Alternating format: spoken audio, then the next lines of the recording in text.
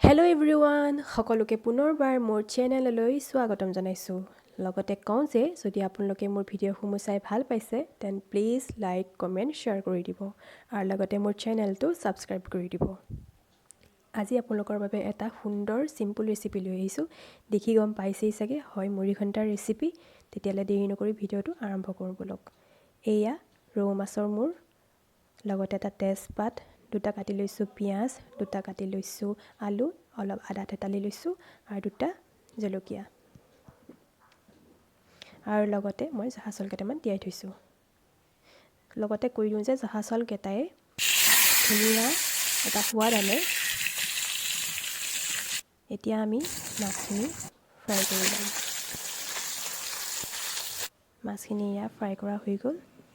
এতিয়া আমি সেই ফ্ৰাই কৰা তেলতে আলুখিনি ফ্ৰাই কৰি ল'ম। আলুখিনি আপোনালোকে এনেকৈ ফ্ৰাই কৰি ল'বচোন, টেষ্টটো খুবেই ধুনীয়া আহে। এতিয়া সেইখিনি তেলতে পিঁয়াজখিনি দি লৈছোঁ। পিঁয়াজখিনি অলপ লৰাই ল'ব। পিঁয়াজখিনি লৰাই তাতে তেজপাতটো দি দিছোঁ আৰু কাটি লোৱা জলকীয়া দুটাও দি দিছোঁ। এতিয়া সোৱাদ অনুসৰি আপোনালোকে নিমখ দি দিব।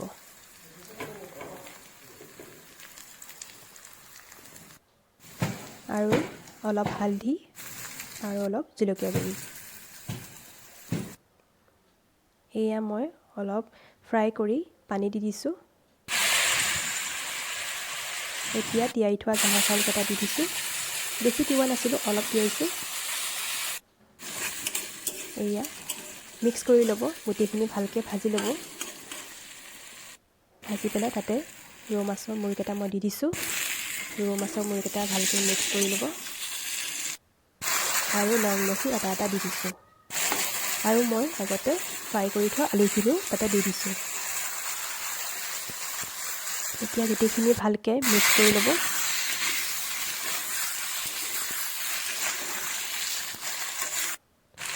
আৰু লগতে থেতালি থোৱা আদাখিনিও ছটিয়াই দিছোঁ ওপৰত। এতিয়া ধুনীয়াকৈ গোটেইখিনি মিক্স কৰি পেলাই অলপ ভাজিব। অলপ মই চেনি এড কৰি দিছোঁ। এতিয়া পানীখিনি দি পেলাই অলপ ঢাকন দি উতলাই দিম।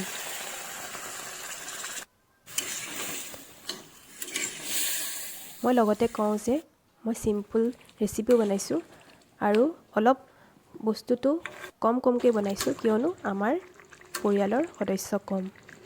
আপোনালোকে যদি ভাল পায় তেন্তে ভিডিঅ'টো চাব শেষলৈকে।